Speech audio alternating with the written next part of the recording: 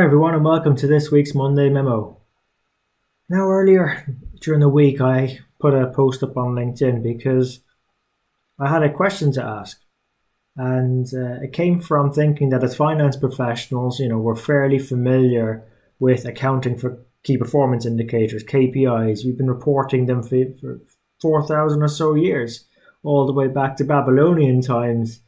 The only difference is we've probably changed the tools that we've been using to measure things and analyze them. So from the clay tablets to the Excel spreadsheets and the ERPs and so on. But the question I really wanted solving is what's been the most difficult thing you've had to measure? Because with the explosion of data, increasing expectations from our stakeholders and internal customers and external customers too on organizations and finance teams, some of the things we're being asked to do, measure and analyze and advise on, are becoming more and more intangible and less obvious to actually go access. They're not as clear cut as just simple financials anymore or transactions. So, I had to think about this and said, look, let's just ask the question, what are the most difficult things that, folks in finance are having to measure? And some of the ones that came up were really interesting, like employee dissatisfaction, perceived value, return on investment for like IT projects or business programs, or even the impact on the top line revenues of a new product launch. And the comments generated some good debate, and what was really encouraging was others in our profession willing to offer ideas and suggestions on how they would solve the measurement challenge of some of these. So that was a real big positive. However, there's one thing on the downside that I do notice as accountants and finance professionals we tend to do a lot. I'm guilty of it too, is we just tend to jump into trying to solve these measurement challenges without stopping and thinking first. Is maybe someone else has actually solved it already.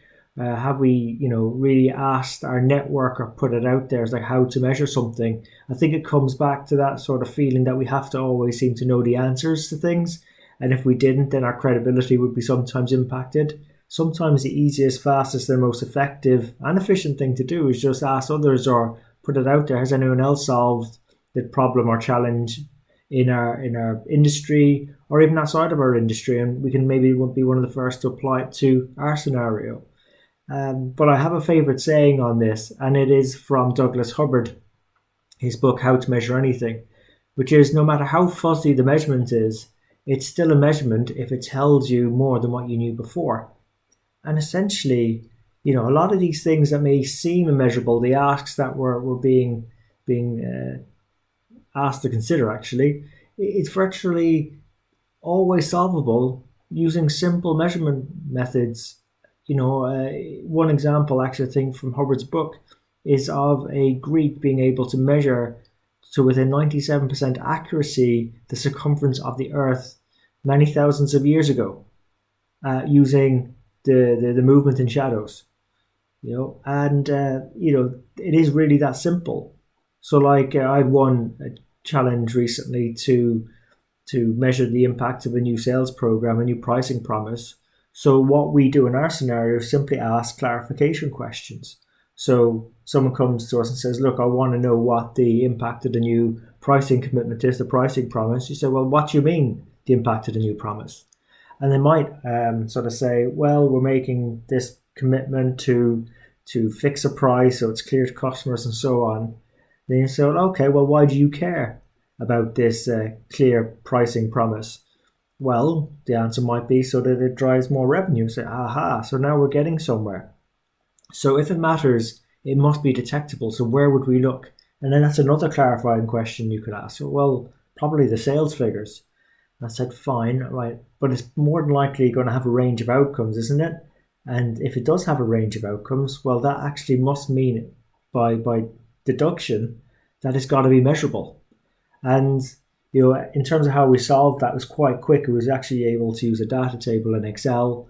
And although we didn't say it's going to deliver a specific outcome, we said, look, as long as it delivers this range of increase in sales, this is the return on investment. It's got to beat this hurdle rate, and in most of the instances it did. So on the balance of probabilities, we were able to reduce the uncertainty that the program would have been a success.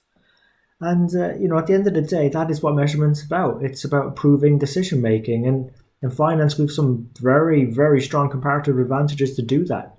If you think about our visibility across our organization, what's working well in some areas versus in others. We are a finance community in our organizations and outside. We've got these really great analysis skills, technical training. We've the sort of independence when it comes to giving advice that, we're not, how do you say, we may be aligned to particular parts of the business, but, shareholders expect us to be the ones to safeguard and, protect their assets in the short and the long term. So getting the balance right there. So, we tend to be a bit more objective than those that are sort of targeted or budgeted on the performance of their P&L. And I'd also like to think that we have access to those decision makers because of that support capacity, but also we've access to data and the ability to unlock data that might be sort of siloed or stuck in various parts of the organization. So tremendous comparative advantages when it comes to measuring what might seem the immeasurable or the impossible. And, ultimately, when we're driving these better decision making and being part of that decision making process, as I said earlier, it might be useful sometimes to see and understand and ask for how other people have done it previously. And that's why we bring on guest mentors of the Strength in the Numbers show to share with you what sort of worked in this area and what maybe hasn't worked so well for them, what they learned from it, and broken those learnings down into simple, practical baby steps. So you could follow immediately and get a sense of what was involved in helping drive better value for your organizations, better impact, but also allowing you to become more influential, being involved in solving those meaningful problems, and ultimately having a more fun, rewarding, and successful career in accounting and finance. So look, hope you really enjoyed the show today. If you did, please remember to subscribe and let your friends and colleagues know about us. We're on all the major platforms: iTunes, Stitcher, SoundCloud, Spotify, and YouTube. And as always, really appreciate you investing your time with us today. So until next time, take care of yourselves and let's keep on building our strength in the numbers.